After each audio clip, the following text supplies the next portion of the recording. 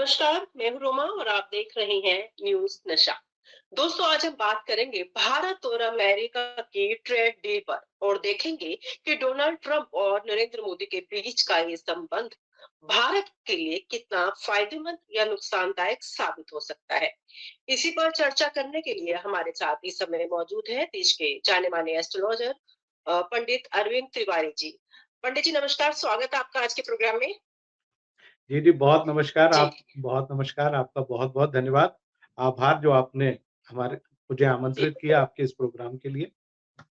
बिल्कुल। अब फिर हम नरेंद्र मोदी जी की बात कर लेते हैं। क्या 2029 में देश की राजनीति एक नया मोड़ लेने जा रही है? क्या प्रधानमंत्री सत्ता में दोबारा से वापसी करेंगे या फिर कुछ ऐसे ग्रह नक्षत्र पैदा हो जाएंगे या बन जाएंगे जो सियासी समीकरण को बदलने में बिल उनकी मदद करेंगे? बिल्कुल, मैं आपको बता देता हूँ रोमा जी, 2 चीज़ें मोटी-मोटी आपको बताता हूँ। देखिए 2019 हुँ, में जब लोकसभा चुनाव हो रहा था और मई में जब हुँ, दूसरे चरण की वोटिंग होना थी, तब उनके ऊपर बुध की महादशा प्रारंभ हुई थी। अच्छा, हमारे यहाँ मानते हैं हुँ, हम लोग बुध जो है वो 17 साल चलता है, उसकी दशा 17 वर्ष की होती है। अब आप देखिए अच्छा। कि 2019 से उनके ऊपर उनकी कुंडली में बुध ग्रह जो है वो उच्च का होकर पड़ा हुआ है। उच्च का बुध, उसकी अच्छा। महादशा 17 साल की। अभी आप 2019 से जोड़िए तो ये चलता है 2036 तक। तो मैं आपको बहुत विनम्रता से बता देता हूँ कि 2029 में भी वही प्रधानमंत्री होंगे और 2035 में भी वही 34 में भी वही प्रधानमंत्री। तो मुझे अभी उनके हटने का कोई कुछ दिखाई नहीं देता कि वो सत्ता से कहीं हटने वाले हैं या भारतीय जनता पार्टी सत्ता से कहीं बहुत दूर जाने वाली है। यही प्रधानमंत्री रहेंगे, यही पार्टी रहेगी और इसी प्रकार से देश चलेगा। क्योंकि आप इस बात को समझिए 2050 में भारत के ऊपर गुरु की महादशा शुरू होगी, जब गुरु जो है भारतवर्ष को दुनिया का सबसे बड़ी अर्थव्यवस्था के रूप में लेके जाएगा। हम आज 2026 में 2050 की बात कर रहे हैं, यानी 24 साल बाद की बात। मैं आपको 2050 का भारत बताता हूँ। अमूमन लोग इतनी बड़ी बात नहीं करते, लेकिन मैं आपको बता रहा हूँ। देखिए, जब आज के दौर में आप तरह-तरह के यूट्यूब चैनल पे रोज़ देख रही होंगी कि कल्कि का अवतार होगा। कब होगा कल्कि का अवतार? मैं आपको आज तारीख बता देता हूँ। 2052 में होगा, मैं आपको एग्ज़ैक्ट डेट और कुंडली बना के बताऊँगा। कल्कि के सामने कौन आएगा? किससे लड़ेगा? कौन-सा राक्षस होगा? तो आज जिस एआई की हम बात कर रहे हैं, हुँ, एआई जो कि आज हमारे लिए बिल्कुल एक राक्षस की तरह आगे बढ़ रहा है। एआई कंटेंट हमारे देश में इतनी बड़ी एआई को लेके सबमिट हो रहा है। लोग तरह-तरह के क्रॉप करके वीडियोज़ डाल रहे हैं, महिलाओं के हैं, पुरुष के हैं, बिल्कुल। जिसको डीप फेक कहा जाता है। आज एआई को सोचने समझने की हम लोग क्षमता दे रहे हैं। एआई का वो दौर आएगा जिसमें 2035-36 के बाद वो क्वांटम का जो दौर आएगा, जिसको क्वांटम एआई कहा जाएगा, वो हमारे इस वर्ल्ड के लिए भस्मासुर साबित होगा। जब एआई खुद सोचना शुरू कर देगा, लोगों के ब्रेन में घुसना शुरू कर देगा, तब वो कलयुग का अंतिम दौर आएगा। जिसमें आज आप देखिए हमारी बहन-बेटियों के बहुत सारे वीडियोज़, बहुत सारी ऐसी चीज़ें तुरंत यूट्यूब या इंटरनेट पे आ जाती हैं। महिलाएँ परेशान होती हैं, पुरुष भी हैं, उनकी गलत आवाज़ और गलत उससे वीडियोज़ भरे पड़े हैं। लोग उसको सच समझ लेते हैं, चूँकि ग्रामीण क्षेत्र में लोग नहीं जानते एआई क्या चीज़ होती है। तो एआई वो कल की का जो अवतार होगा वो इस एआई को मारने के लिए होगा। अब आप घोड़े को देखिए, आप घोड़े से कंपैरिज़न करिए।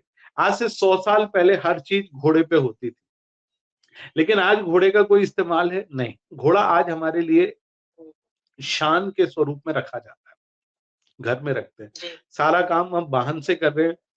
आज आने वाले दिनों में और भी ऐसी मशीन्स आने वाली हैं, जिनके चलते हमको इन मशीनों का भी इस्तेमाल नहीं करना पड़ेगा। एआई हमको उस तरफ लेके जा रहा है। 2050 में एआई का स्वरूप भयानक होगा, क्योंकि भारत में वो अच्छा। ब्रेन है, भारत में वो मस्तिष्क है जिसके ज़रिए हमारे देश में कल की स्वरूप में पुरुष का जन्म होगा और वो 2052 से 2062 के बीच में हम और आप यदि जीवित रहे और हम लोग देख पाए तो हम लोग ज़रूर देखेंगे। एक और भविष्यवाणी इसी माध्यम से कर देता हूँ, यही एआई 2032 के बाद में स्टेम सेल थेरेपी और कई ऐसे हमारे देश में जो होने वाली जो बीमारियां हैं, जिसमें डायबिटीज है, ब्लड प्रेशर है, हार्ट की प्रॉब्लम है, किडनी की प्रॉब्लम है, इनसे जुड़े हुए बड़े जबरदस्त रिसर्च होंगे, जिसमें मनुष्य की जो आयु है, ज्योतिष में हमारे यहाँ आयु जो दशा कही जाती है, विंशोत्तरी महादशा 120 वर्ष की कही जाती है।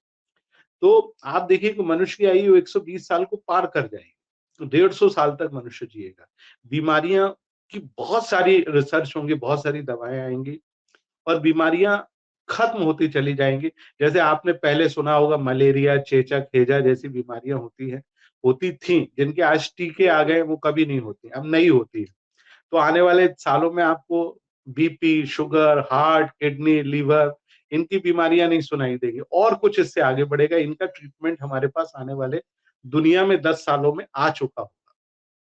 तो मंगल की दशा और राहु की महादशा जो भारत के ऊपर आएगी, वो भारत को बहुत आगे ले जाएगी। लेकिन भारत का स्वर्णिम ईयर आने वाला है, तो इस प्रकार की जो ट्रेड डील होगी वो भारत के पक्ष में होगी, भारत को आगे बढ़ाएगी।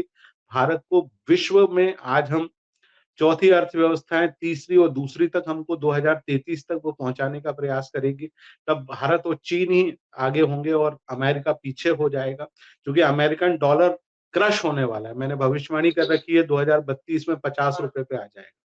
तो आप देखिए डी डॉलराइजेशन तो शुरू हो ही गया है और डोनाल्ड ट्रंप की कुंडली अमेरिका को एक प्रकार से समाप्त करने के लिए, क्रश करने के लिए, आर्थिक रूप से जब आप क्रश हो जाओगे, आपके अपने सहयोगी नहीं बचेंगे।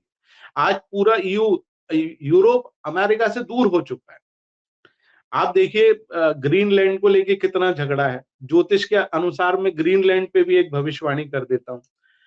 ग्रीनलैंड अमेरिका जो है, वो ग्रीनलैंड को समझौते के आधार पर लेगा, वहां पर समझौते के आधार पर शासन होगा। ग्रीनलैंड पर अमेरिका कब्जा उस प्रकार से नहीं कर पाएगा जिस प्रकार से वो करना चाहता है। तो ये डोनाल्ड ट्रंप की एक और हार होगी और आप देखेंगे कि अभी भी यूक्रेन और रशिया के बीच में कोई समझौते होने के आसार नहीं है। जेलेंस्की के मारे जाने के इस साल के योग बनते हैं, उनकी कुंडली में योग बना हुआ है कि हो सकता है उनको कोई उड़ा दे, बम से उड़ जाए या गोली से कोई उनको उड़ा दे। तो ये घटना जरूर जेलेंस्की के साथ हो सकती है। रशिया इस पूरी लड़ाई में यूक्रेन के ऊपर आधे से ज्यादा यूक्रेन पे वो कब्जा कर लेगा और यूक्रेन का वो बचा हुआ हिस्सा जिसकी कोई आवश्यकता नहीं है, उसको वहां पर छोड़ दिया जाएगा। तो इस प्रकार की दुनिया में घटनाएं होने वाली हैं। तो ये मैं विशुद्ध ज्योतिष और ज्योतिष के आधार पर बताने का प्रयास कर रहा हूं कि 16 जून के बाद जब गुरु ट्रांजिट में आएगा, उच्च का होगा, तो कहीं ना कहीं रशिया और यूक्रेन का वार नवंबर तक समाप्त होने की संभावना है। चलिए, राजनीति का भविष्य तो आपने ज्योतिष के हिसाब से बहुत ही अच्छा बता दिया है, जिसको सुनने के बाद मेरे अंदर भी एनर्जी सी आ गई है। चलिए, कुछ छोटे-छोटे मुद्दे जो उनको लेकर भी बात कर लेते हैं कि क्या 2029 का चुनाव व्यक्तित्व पर लड़ा जाएगा या मुद्दों पर? क्या महंगाई, बेरोजगारी, अर्थव्यवस्था जैसे मुद्दे चुनावी परिणामों को प्रभावित कर सकते हैं? क्या विपक्ष को मौका मिलेगा 2029 में एकजुट होकर अपना पक्ष पेश करने का? नहीं, मुझे नहीं लगता 2029 का चुनाव भी व्यक्ति के ऊपर लड़ा जाएगा। नरेंद्र मोदी वर्सेस बाकी लोग होंगे। इसमें इस प्रकार के मुद्दे नहीं होंगे, बेरोजगारी, महंगाई या जो आज हमारे पास एग्रो फील्ड से रिलेटेड है। हालांकि बीच में एक बार सूखा पड़ेगा, मैं उसकी भविष्यवाणी 2027 में जरूर करूंगा। कब देश में एक बड़ा सूखा पड़ने वाला है, तो उसके कारण हमारी जो अर्थव्यवस्था है वो हिलेगी। मैं उसकी गणना करके आपको जरूर बताऊंगा, लेकिन इस प्रकार की घटना एक जरूर घटने वाली है। और चूंकि 2028 के बाद पूरी दुनिया की अर्थव्यवस्थाएं श्रिंक होंगी, क्योंकि शनि जो है जैसे ही मेष राशि में पहुंचेगा, पूरी दुनिया की अर्थव्यवस्थाएं 2028 से 2031 के बीच में श्रिंक होंगी, यानी सिकुड़ने लगेगी। लेकिन भारत उस उस परेशानी में भी अपना रास्ता निकालेगा। यानी शनि भारत के लिए लाभकारी साबित होगा, ना कि नुकसानदेह। तो उस दौर में भी भारत आगे बढ़ेगा। तो 2029 का चुनाव आज ही भविष्यवाणी आप ही के चैनल पे एक बार पुनः भारतीय जनता पार्टी लगभग 300 सीटों के साथ फिर से जीतेगी। जी। एक लास्ट सवाल मेरा ये है कि अजीत पवार जी की मौत के बाद अब एक नए और बड़े नेता की जान का खतरा बताया जा रहा है, चर्चाएं चल रही है। क्या ये सिर्फ सियासी अफवाह है या ज्योतिषीय संकेत कुछ बड़ा इशारा दे रहे हैं? ग्रहों की चाल आपके हिसाब से क्या बता रही है? ऐसा कुछ होने वाला है या नहीं? देखिए भारत के ऊपर 29 मार्च के बाद से 7 साल की मंगल की महादशा हुँ, है। मंगल का मतलब होता है मार्केश की दशा। क्योंकि भारत के ऊपर मंगल की महादशा है तो आने वाले 7 सालों में कई राजनेता, एक नहीं, कई राजनेताओं की मृत्यु दुर्घटना में होगी, रेल दुर्घटना में भी होगी, हवाई दुर्घटना में होगी और गाड़ी के द्वारा भी होगी, बड़े नेताओं की दुर्घटना होगी।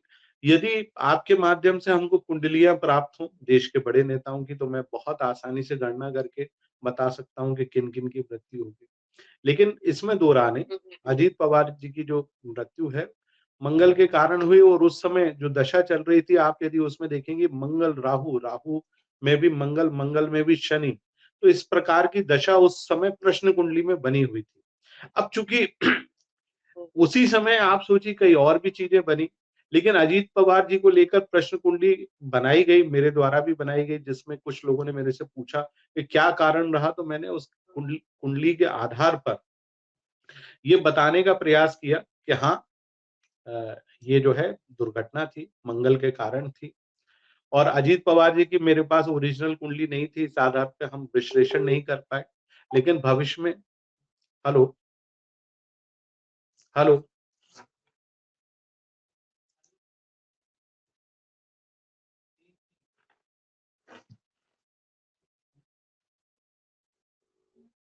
हेलो।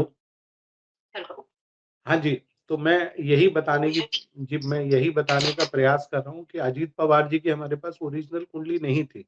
लेकिन यदि हमारे पास ओरिजिनल कुंडली मिलती है हमको अन्य नेताओं की, तो हम बिल्कुल भविष्यवाणी करेंगे। आप कुछ लिस्ट निकाल लीजिए, तो हम ज़रूर उस आधार पे आप ही के चैनल के माध्यम से ज़रूर भविष्यवाणी करेंगे।